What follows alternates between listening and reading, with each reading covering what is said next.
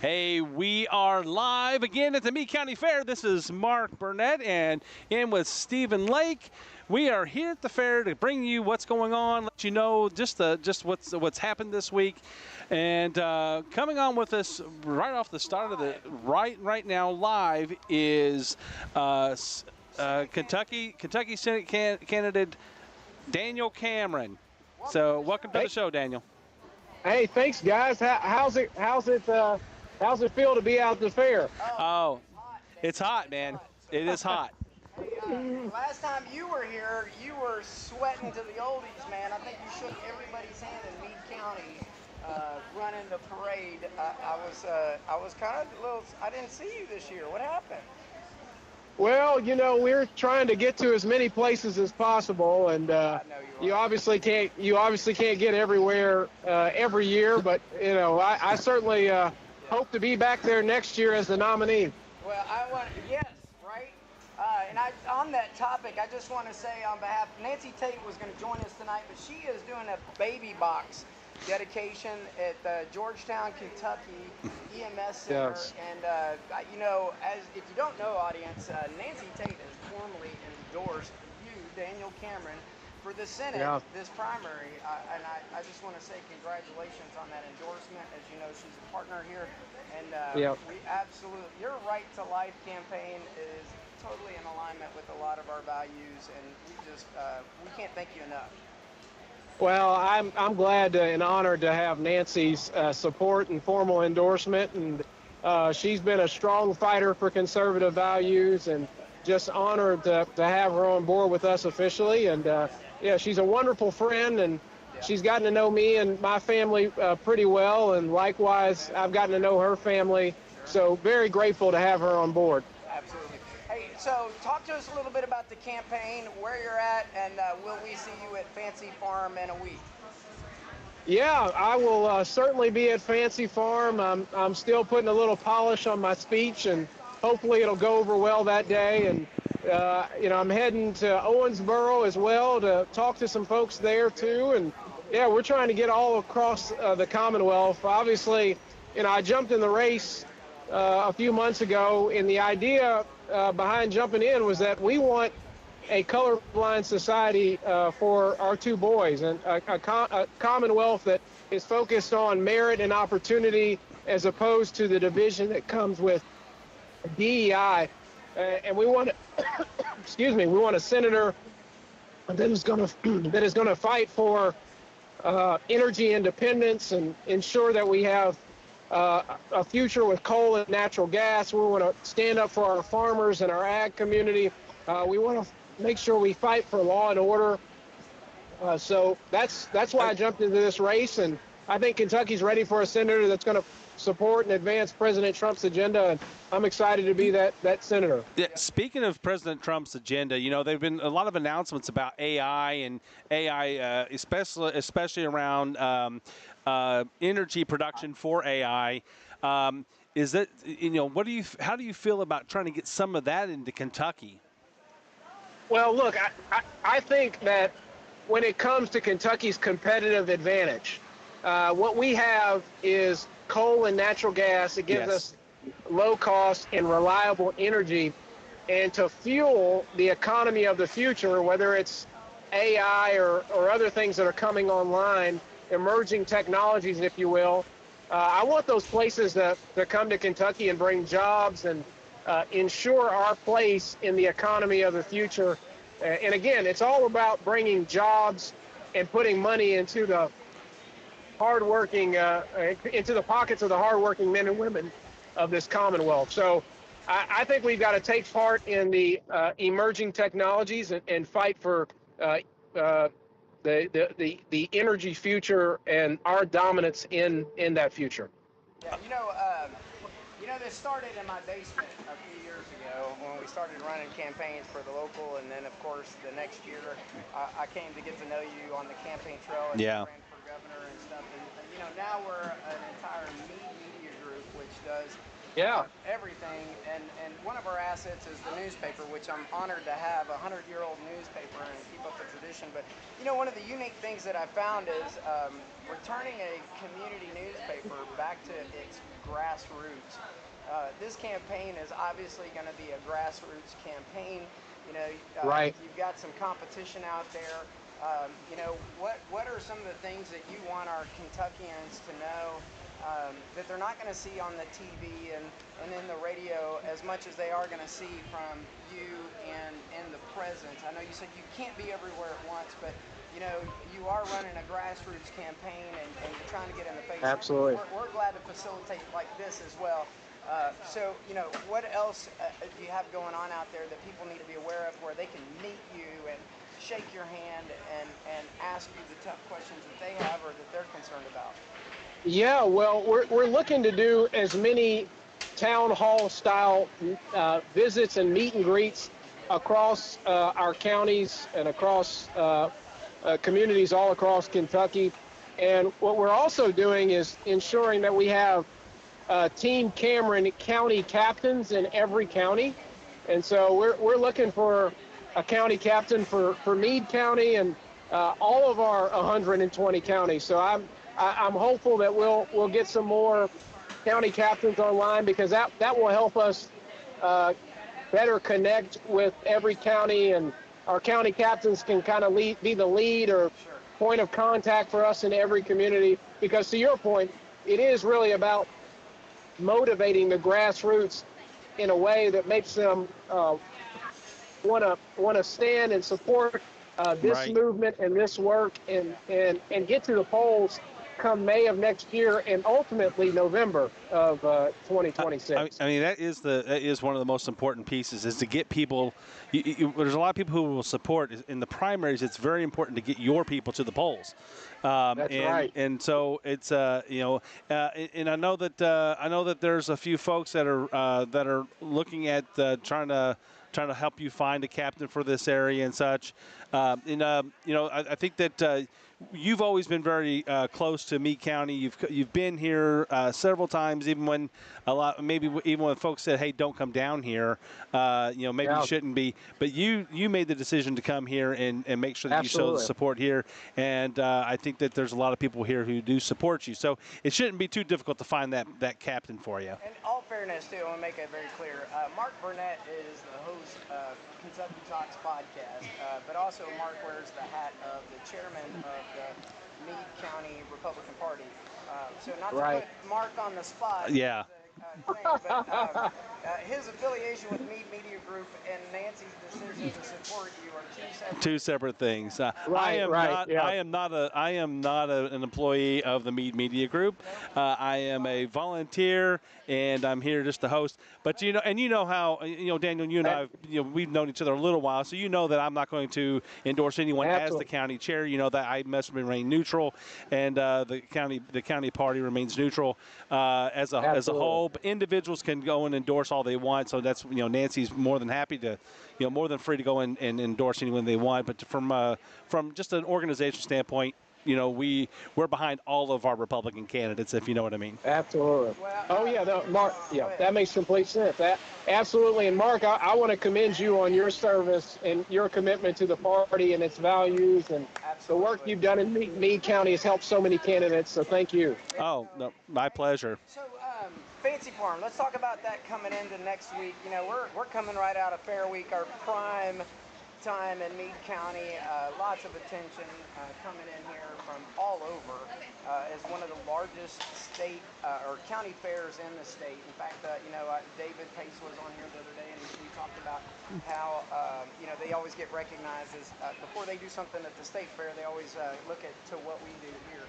But going into Fancy Farm, I wanted to lead into that a little bit. And what are some of your expectations and that you hope to accomplish during that event coming up? Well, it's a great question. So I think as a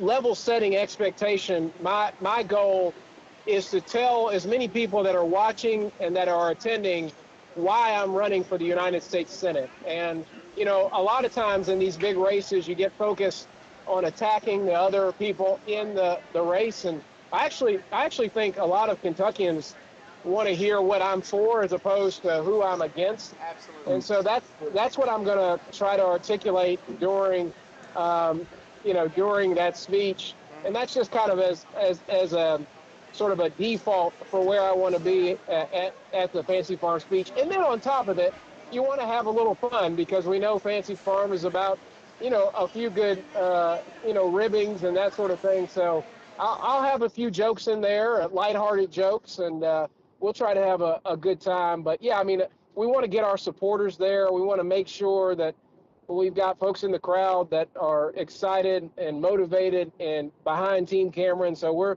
going to have a bus that's going down there as well. If anybody wants to join the bus, they can go online and sign up for the bus, or they can let us know about how they want to ultimately be there and be a part of Team Cameron by signing up at our website. But yeah, we're looking forward to having a good time.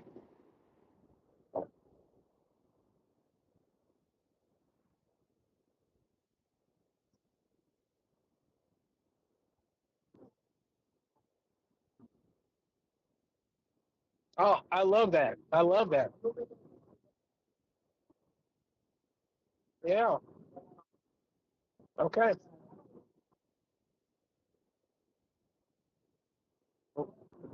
Right. Right.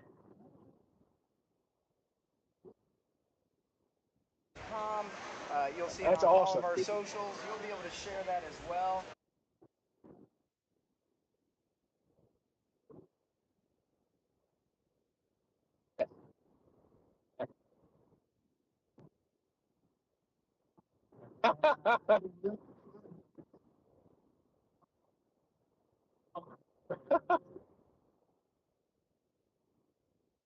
Yeah.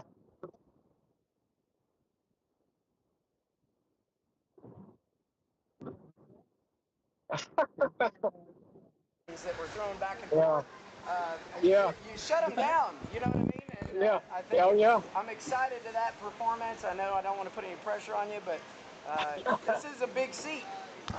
It is. It is. Yeah. And coming from the Fort Knox community and the military community, Yeah. as a chapter president for the Association United States Army, that position has often supported a lot of the things in and around the Fort Knox community, and we look forward to hopefully that support when you win the candidacy. So Absolutely. Absolutely. Well, I appreciate that. And yeah, we're gonna throw a few jokes in there, and hopefully they land. That's always the hard part is, make sure the timing's right and you land them well. So we're gonna try to figure that out. I mean, I had to step away for just a second, but did you all talk about the fact that KET is not going to be? yeah, I did. Yeah, I okay. didn't mention a name because Oh, I'm gotcha. a professional channel, but thanks, Mark. Well, that's public. That's public, so it's I got you. But I got you. So we will be broadcasting it and live. So You can bleep me out later in post. Another question. Obviously you're going to make your rounds. Are you going to let your mom look at your speech before you go up there? Oh, that's a great question. I don't know. She might start marking things out if I let her look at it. So although she can get fired up pretty easily. So she might she might be asking me to add a few more zingers in there. Oh yeah, maybe. She may be more well liked in this community than even you are, right? But people love her. People in this community love your mother. I mean, I just let you know that. I want to bring that up. If you're listening, you don't know Daniel's background. North Hardin High School graduate, right? And your mom lives in Hardin County. Yeah, so I went to Central Hardin and John Hardin. My parents owned a coffee shop. Meade County was beating up on us in football when I was at Central Hardin. There was a guy named Darnell. I can't remember Darnell's last name, but Darnell Stewart. Man, he was you talk about a great running back. He was a good running back. But I grew up right there in E-Town. Spent a lot of time over in Meade County, and my mom. I think she's probably gotten out and doing more campaigning than our whole team. She is everywhere. Well, I mean, the people. I mean, especially the prayer warriors I know around here. Yeah. They know your mom well, and she's doing a great job for you. I tell you that.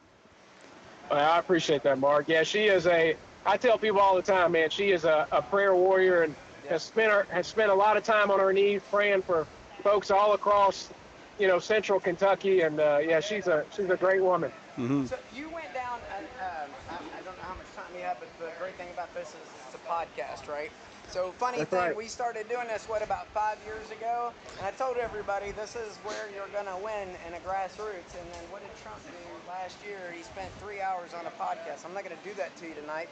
But clearly that Joe Rogan podcast helped elevate his thing. And here we've been saying that for long. You want to connect with people, connect with them in a way that's unfiltered. Speaking to people Yes. directly, Yes. unfiltered, and such. So I think that's an important piece of this. And so, Absolutely. So Daniel, I don't know how much time you have left, but we are super glad that you joined us tonight.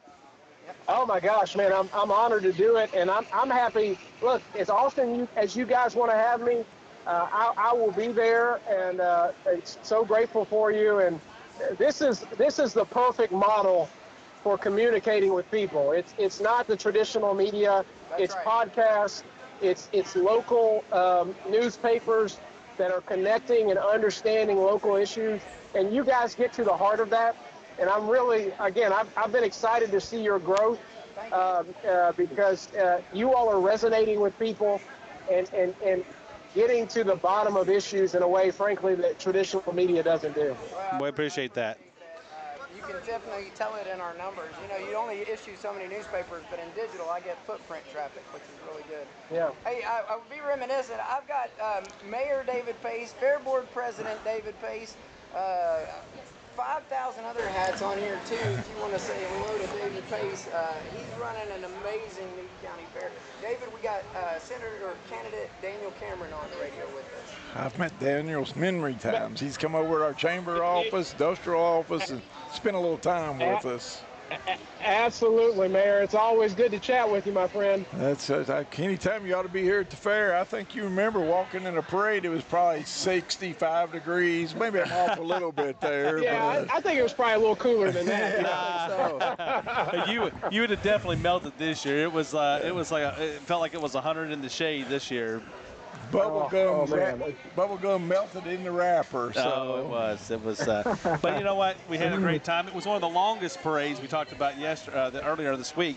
It was one of the longer parades. It's like, we were already packed up and ready to go, and people were still coming out of the park up there. So it was intense and hot, and but we had a great time. It was great. A lot of folks sitting on the side of the street or watching, and that's what it's all about, just entertainment. Yeah. This year, Daniel, we had last night, I think, an impressive night. We had a rodeo. This is how Project Management 101 should be taught right here from WKU and Louisville. This is where project management meets success. He had a rodeo going on, full scale, highest level of entries that they've seen in a long time for the region. At the same time, we got a country and western concert with a local artist that just was on the Grand Ole Opry. And then you've got the Kissel Entertainment for all the stuff.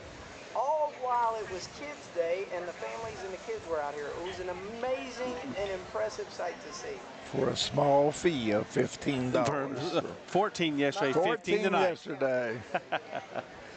Yeah, it was definitely a great day yesterday. Next year we're going to have to get you out here for a day at the fair. It's always great to see you, and we would love to have you down. Daniel, you still there? We might have lost him. I think we lost him, but that's all good. Well, David, how did it go? Yesterday was just a phenomenal day, and I think I went over some of the numbers the other night with you, but I went back through them again today. I went back to the special needs and just going back through some of the things we were able to accomplish. 184 individuals. 184.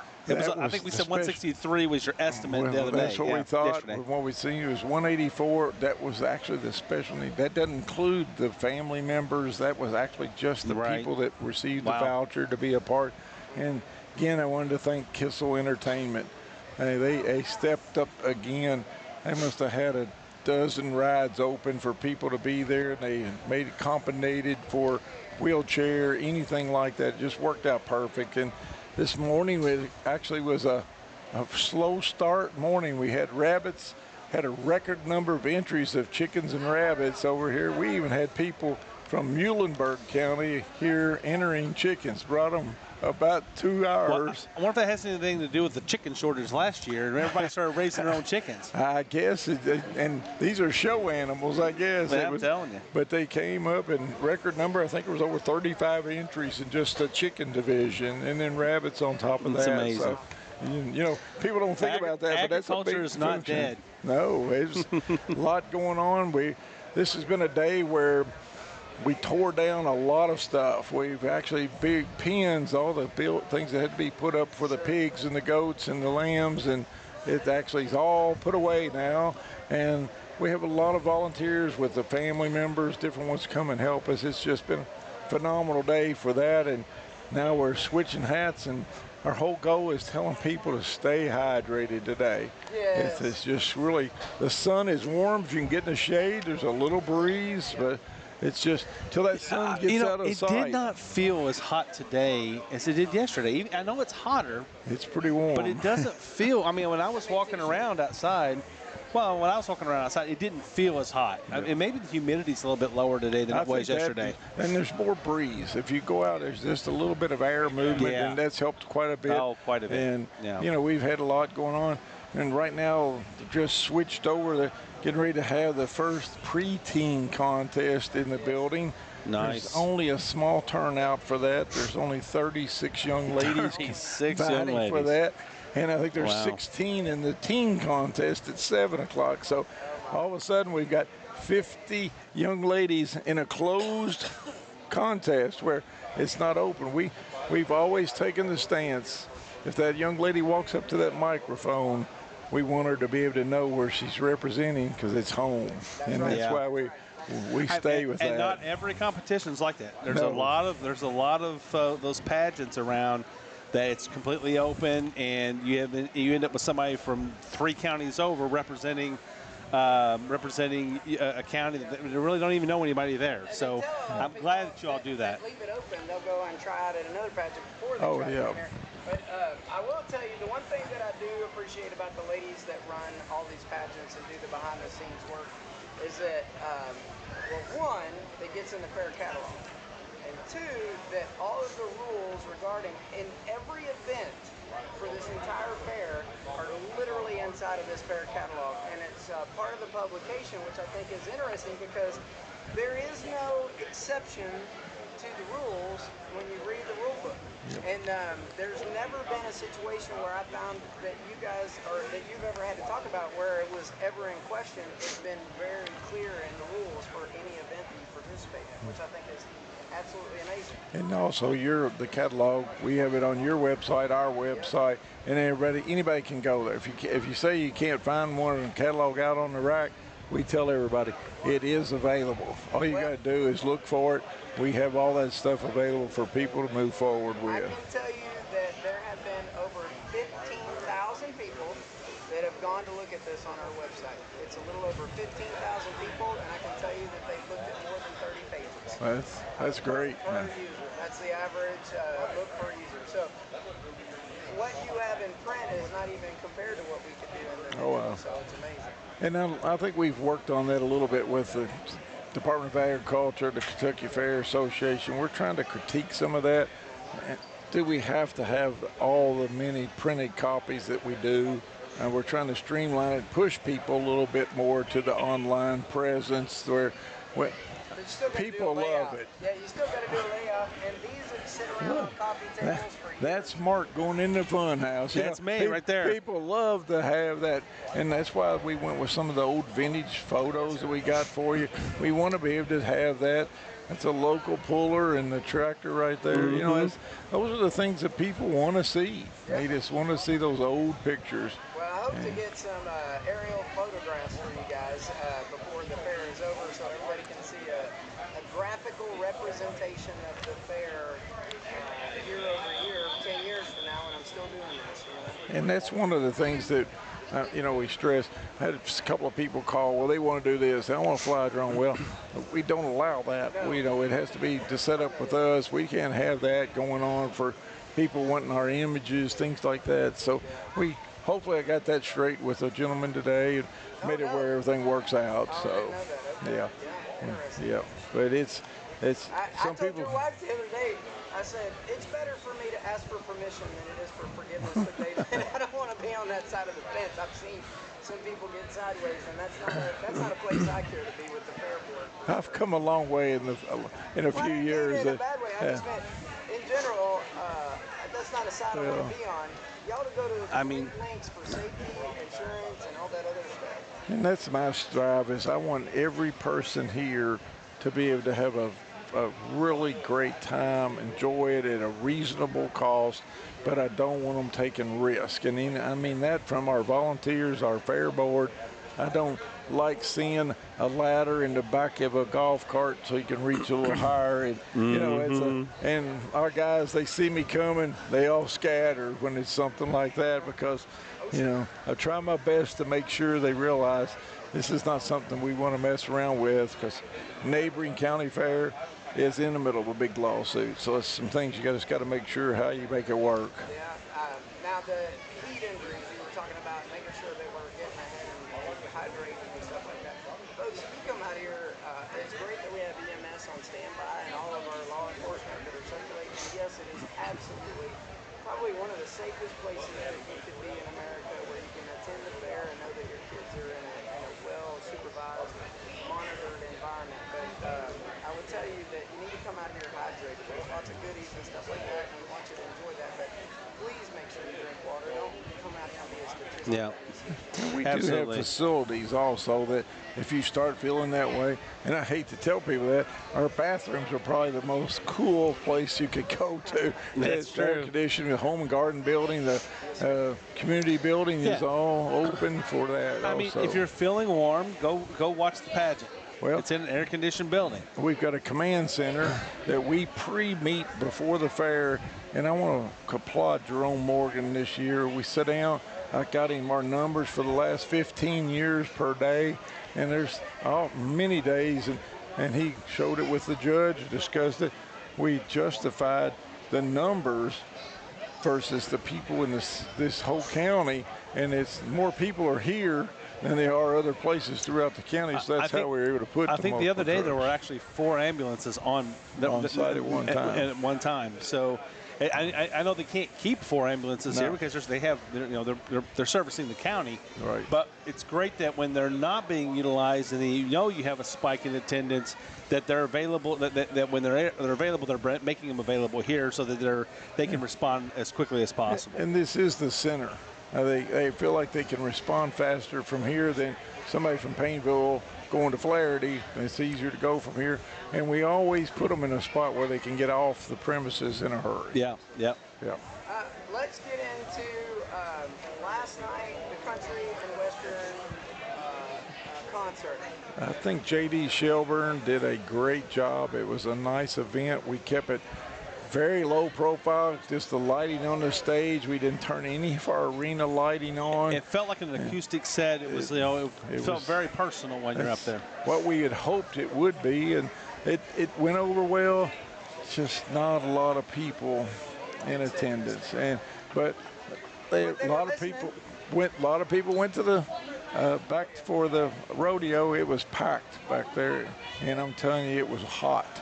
Yeah. So.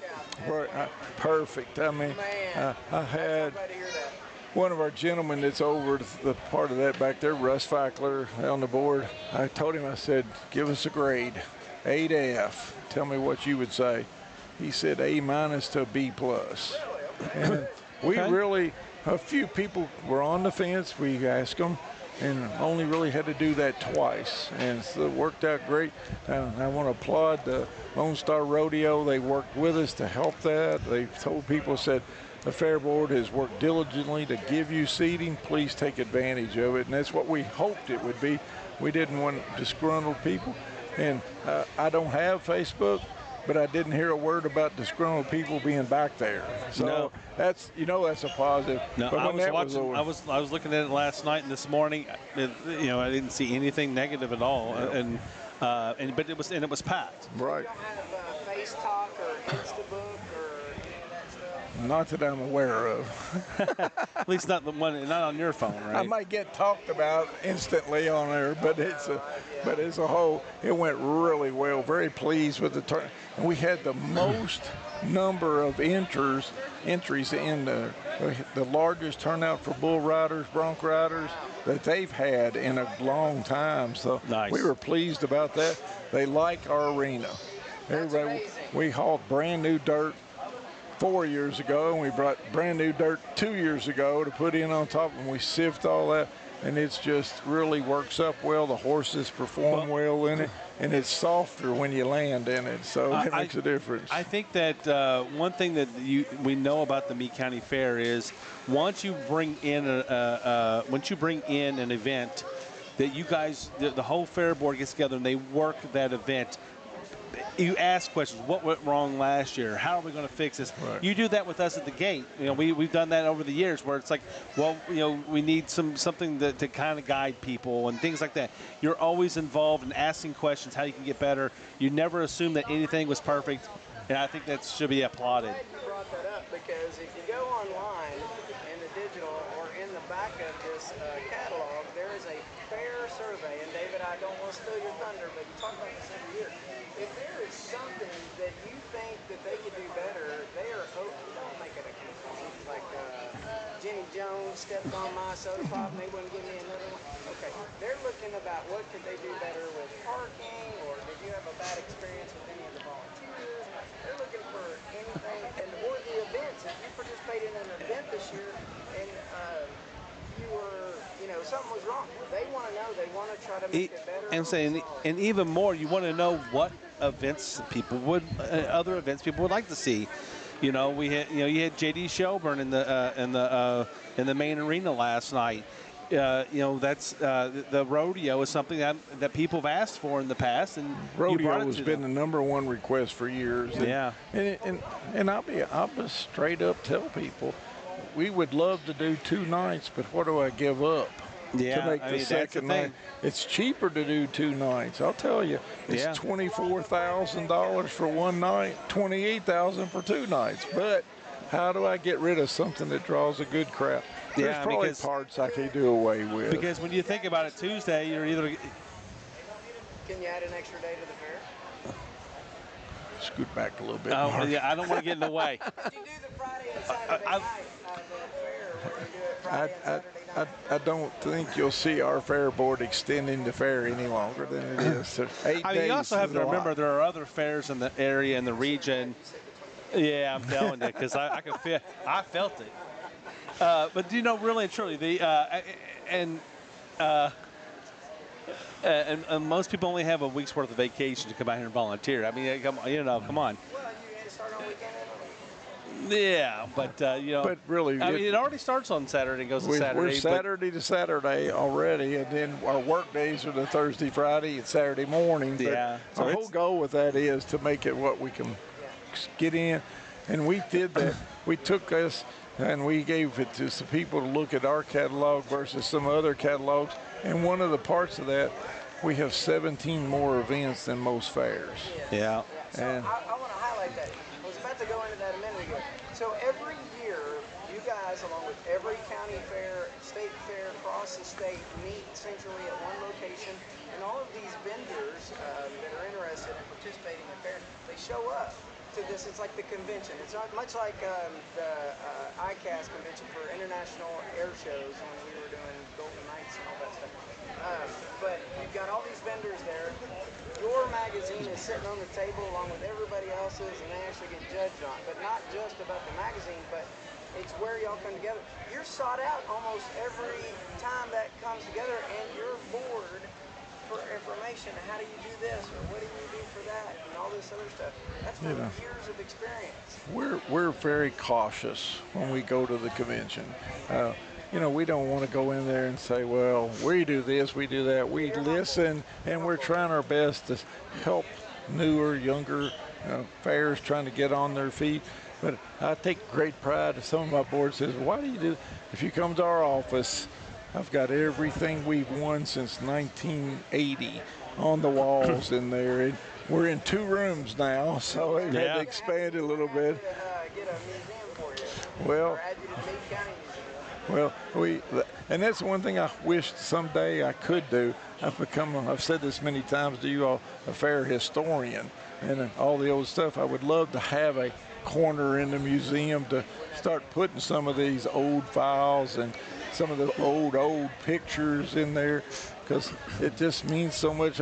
We had a food booth meeting the other night, and one of the things we were talking about, new windows we were putting in the food booths this year to do away with the fold down wooden things you got to paint and it's just screen. Well, they actually arrived on Tuesday morning, got installed, were functional, and I showed most of the food booth vendors the old photos. That was old concrete block 4 feet up, wooden posts sitting on top of the block, and when the rain came and when the wind blew, they would go. Yep. Yeah. So, needless to say, we've come a long way. We added double the space of those about 2 years ago, and it's just really. And you watch the crowds for food, probably need to be twice again big to make things work out for them. Yeah. You might have to start moving them apart. Well, we do have a couple of these spots, and that was the bad part. We had the original 5 we built on this side for cattlemen and pork producers. Well, when you're out here in September and October and you're measuring what the distance you want to build, it looked like it was plenty of space. Go up there Tuesday night, you can't walk through because people were in line. We forgot about people standing in line waiting for their food. So I don't know. I think everybody has come accustomed to know how to make that work and timing. Yeah. Like I know what time I'm gonna go get a pork sandwich for my week at the fair. You can't hear me. Okay. Well, that's good. All right, go ahead. Y'all keep going. All right. Well, as Steve was just saying, he was talking about his pork. He knows at what time to go get his pork. Yeah, it's kind of strange. Test. Okay. That's there. Okay. Well, I mean, Steve was just talking about, you kind of like you figure out the timing of when to go get my food versus, right. When the crowds are going. You kind of get the feel for that after you've experienced it a little bit. Probably one of the things that I'm most proud of course, I take great pride in this place. I mean, I want people to understand what's going on. One of the things that I see that to me that makes a difference is we've opened up the fairgrounds every day for lunch. We want people to come out, eat lunch, so that we know what we're doing, and we want people to be a partner during the daytime. Yeah. So we text Morgan back to see if it's working. Yeah, I know. We'll get it figured out. Yeah, I mean, everything on my end is coming in, and I see it bouncing there, so I don't know. I don't know. Yeah. We'll have to check it out, and we'll see what's going on. But so tonight we have the second demolition derby of the week, right? Yeah. We just found out late last night. The guys actually stayed after the event last night, and we actually went to work last night, actually fixing it to where we set the blocks last night for the demolition derby, so we'd be ready to go for the event today without having to be out there working in the heat of the day. Oh yeah. So it worked out really well for that part. But I think what I saw is where we're able to find out the car count. We think we're going to have as many, if not more, cars tonight than we had on Monday. Wow. And that was you had a big show on Monday. And I think it was 40 cars, 28 big cars, and now we're hoping to get some of the mini cars, things like that. We had 39 lawnmowers, I believe it was. So I tell people it's just unreal what we're able to draw in. Yeah. A lot of crowd there. And that's our goal for tonight, having the demolition derby. We have the horse pool back at the back. That starts at 7, I believe, right? Yep. And the team, pre-teen and team, again, 50 people entered that, young ladies. So we're really excited. I think going on right now as we're talking. Yeah. Miss Teens coming up right after 7 o'clock. Right. Yeah. And then, of course, the demolition derby starts about a half an hour after that. Watermelon eating contest starts at 6:30, so you have time to get here for that. Right. And that's down in the main arena just before we start the derby, right? That's correct. Yeah, that's the big thing on that one, where people are able to participate. I don't think Emily Thompson and Tim Kern helps with that still today, even though he doesn't have his story more. He still helps with that. Yeah, and we miss the store. I know, and I tell people all the time. I want to clarify. My granddaughter is in the teen contest. Okay. I'll tell it up front. She's in it. I'm going to be there cheering for her. If she wins, that's great. Yep. If she doesn't win, it's great. I have to head to the back gate to relieve somebody. Also, their grandbabies in the teens. So, it's going to be, or maybe they're in the preteens. So they may already be over there. So hopefully, I'm not too late. 36 in the preteen. That's a lot. That's a lot. But that's great. It's great for the community to get all that participation. One thing we did do up there for today, we added 2 sets of bleachers in there, knowing that contest was going to be so large. We put about 100 more seats in there. So on top of the bleachers, we've probably got close to 600 seats in there. Well, because everybody's local. Right. Everybody's local. So when you have 36 contestants, then you have, it's not just mom, dad, or mom and the aunt or what. It's mom, dad, brothers, sisters, aunts, cousins, uncles are all coming to see. And so it's important to have that seating. All of you all have heard me say this. It's marketing for us. Why do you have Power Wheels? Why do you have lawnmowers? Well, every lawnmower, let's just start with Power Wheels. You have the driver, and you have a mom and a dad, and then 4 grandparents in most cases, and then aunts and uncles that come to see one driver. And you do that times 25 vehicles. Pretty profitable for us to be able to do that. Yeah. And same thing with lawnmowers. Most people that are on lawnmowers are younger people that can't drive a lot of cases, or just getting there. They're prepping themselves for the demolition derby, right? Getting ready to be that next step. And for the future of this fair, it's got to be that way. It has to be. And I talked about that with our board the other day. We had a total group of 25 new volunteers that showed up, worked really diligently. But the thing I really liked the best, there was probably some 18 to 25-year-olds that I just thrilled me to see them here. That's good. So just to kind of like set the tone, demolition derby tonight, and then we have the big trucks and tractors tomorrow and Saturday. The Correct. NTPA is in town.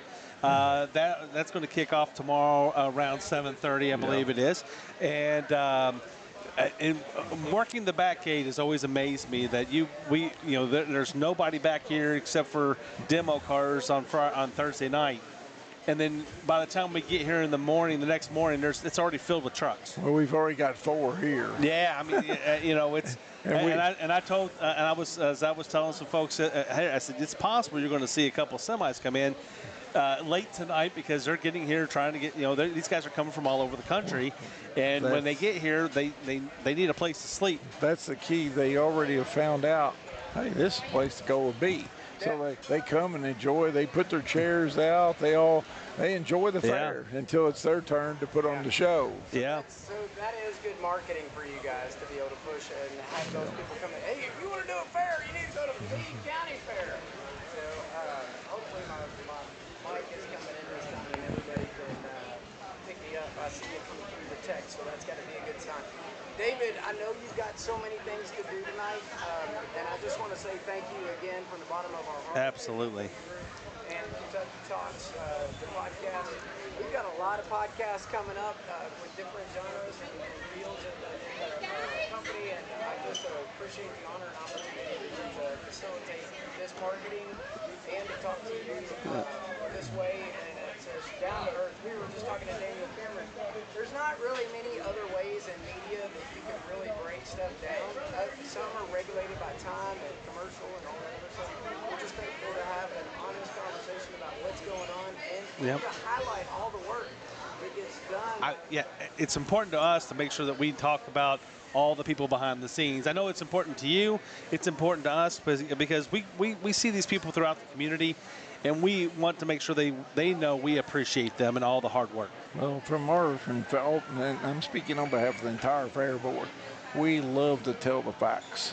Yep. And, people being able to get on Facebook and behind a keyboard and just say whatever they want to say, it's okay. We take it. We go with it, but we prove to them what it is. Yep. And it's our goal to make it. This is the county folks fair. Yeah. We just manage it for them and put it together, and we don't always make everybody happy. We're not ever going to make everybody happy, but we think about the majority. We try to make things more convenient. We're working on some upgrades for some handicap accessibility that we're working on. It's just, how do you make that work in 53 acres? Yeah. And it's a tough spot. You guys are doing a great job with all the. I think it's one of the greatest fairs. I mean, I remember when I was a kid, and I was just dating my wife, and she lived in Ohio. We would go to the fairs, the county fairs around there, and I was like, this. I go to this just pales in comparison to what we experience, and don't get me wrong, there were great fairs, but it's like you almost forget how small a county fair can really be. Because this is what we have. That's kind of that at the convention. We try to be very quiet. We don't say a lot of things about what we're doing. I mean, we tear down things that most fairs would love to have just because we need it to be bigger and better. Prime example, we built a brand new wash rack 2 years ago back here. The state fair, Commissioner Quarles came. He said, we don't do anything at the state fair that we don't say, how does Meade County do it? Yeah. And, that's something you're proud of. Yeah. I mean, you got to have a little bit of lump in your throat when somebody says that, And I have one, and I'm not. I'm part of the fair, but I'm not the fair board or anything like that. But I've appreciated you allowing me to be a part of it. I'll speak for Steve too, but not just from the podcast, but from just the different aspects. I really appreciate you allowing us to be a part of it. But without that lump in your throat and the other 35,000 people that come this fair will do this. We want everybody to keep pushing it up the scale. And, when you're size we are, that's a tough challenge at times. It is. Trying to make yourself grow. We were up the first 2 nights. We were down about 1,000 people last night, and it just kind of makes you check and balance what we do, what didn't work. We thought, and it looked like back there was low, but we had so many more seats, it was misleading. Yeah. So those are just some of the things we look at. And seriously, we want people to tell us what we didn't do perfectly, we're never going to be perfect, but we're going to do good. I tell you what it'll probably take is, if you felt like there was still some empty seating, that means that you got the seating right. What it's going to take is those people who came this year going back, oh my gosh, there was plenty of room. It was That's the best true. rodeo ever. I agree. Whereas last year you got some, I don't know if I want to go and sit and be standing the whole rodeo, right? When we went back there, we had a place to sit down. So, we were able to go anywhere this year. And like I said earlier, we spoil them. This arena is a bowl. Everybody can see. Yeah, that's on top of the hill and everything goes away. But and I know I've been long-winded today, but it's been great visiting with you. And I really thank all these food booth vendors, all the volunteers that come out to make it work. All these people trying to let people know what they have to offer. And most fairs don't have these buildings. No, these are great. And these it are really great. is. So very fair. I do it, and I thank you all for the friendship as much as for the show. Yes, sir. See you tomorrow. See you tomorrow. Thanks. Well, guys, we're going to jump off of here very shortly. We're not. Oh, we got another. Yeah, I know you got to go, but Daniel was wanting to get back on. We missed a little bit. Okay. Well, I don't have to go anywhere until we can hang in there. All right. Let me mute a couple of these other lines here. There we go.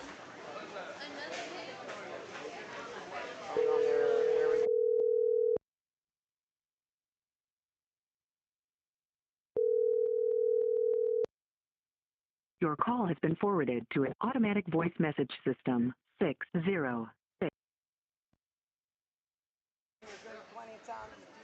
Absolutely. Shout out to Daniel Cameron. He's a candidate running for Senate for the state. state of Kentucky. You know, Mitch McConnell has announced his retirement, so lots of names in the hat. So the end of 2026, Mitch McConnell is stepping away after a long career, and Daniel is one of the guys that wants to take that spot. There's others as well, and hopefully we'll have those on our show as well. I mean, that's the idea here, is that we can get them on and we can get as much information out to you, the public, to the voter, so that you can make a great decision for you and your family and for your community. Absolutely. Well, listen, Mark, another great show, another great time. Take us out.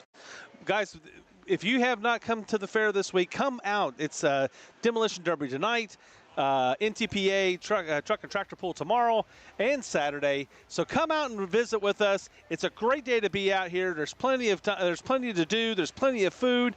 Come out and see us, and you all have a great night. Steve, good night.